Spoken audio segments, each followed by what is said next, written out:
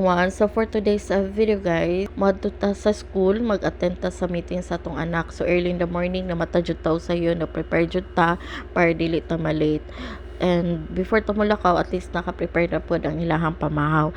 Actually guys, wala unta mi plan mo attend sa meeting tungod kay conflict amo ang lakaw. So naami lain nga lakaw. So amo siyang giingnan nga dili mi maka-attend, pero nakatatak sa among hunahuna ug sa among dughan ang iyang tubag nga if ever magaling nga kung dili mi maka-attend sa meeting, much better na lang nga mag-stop siya sa eskwelahan. So didto nakatatak sa among hunahuna ug na-realize namo dili sa tanan panahon masabtan sa tong anak ang ato ang lakaw. So kinahanglan pod as a parent dili nato sila i-neglect, mohatag time sa ilaha and mo suporta sa ilaha in terms sa ilahang needs, sa ilang panginahanglan sa school, sa ilahang mga activities.